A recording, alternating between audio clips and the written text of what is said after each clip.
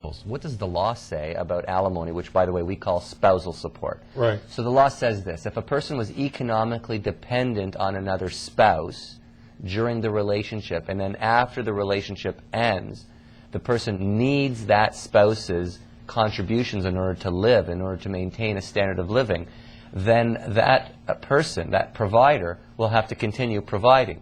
And then there's three questions that this brings us to. Is one, is the person entitled to spousal support? If so, for how long, how many months, how many years? And then also, third question is, how much per month? So Rich, you ask a very appropriate question. Can a person just sit at home, be ill-productive, and expect to collect spousal support? And the answer is, the law says that if a person is entitled to spousal support, it should be paid to the extent that it helps the person become self-sufficient.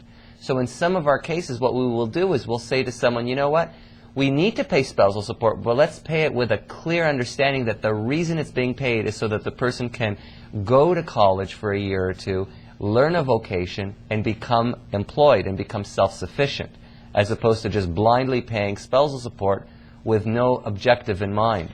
Some people will argue that until the children are in school full day, that mother would otherwise have to take care of the children during the day, or alternatively, there would be a daycare provider. And so then there has to be an analysis, which is cheaper, to pay a certain amount in spousal support or to pay a daycare provider. Mm-hmm. And so that is an analysis that is done in some cases, Rich. And in some cases, it is true that depending on the number of children involved and depending on the needs of the children, spousal support may be paid until the children are no longer at home full day or half day. And Rich, let me make 2 points that will assist you. Number one, you probably know this, but child support you pay with your after-tax dollars. You don't get any tax relief for your paying of child support, whereas with the alimony or the spousal support, whatever you pay is deductible against your income. Your ex would otherwise have to pay tax on that. So you do get some tax relief. So depending on your tax bracket, you're not going to actually pay 100%, 100 cents on the dollar. You're going to pay a lot less depending on what tax bracket. But at the original point, he's got to put the dollars out by the meantime. Now, on the earlier point that you made, Rich, about you don't want to bankrupt yourself and leave yourself penniless because you're paying her support, the children's support. The government of Canada, a couple of years ago, came out with what are called advisory guidelines. So much like you have child support guidelines, which are mandatory, it says exactly how much you have to pay based on your income. Yeah. There is, it's called spousal support advisory guidelines, which are not mandatory, but they actually, you plug in your income, her income, or you could plug in what her income ought to be if she were to work, say, part-time or full-time on a minimum wage basis. And then the mathematical formula will calculate what is a fair distribution of child and spousal support, if any, so that it actually allows a certain amount to be kept in your pocket. It's called the net disposable income.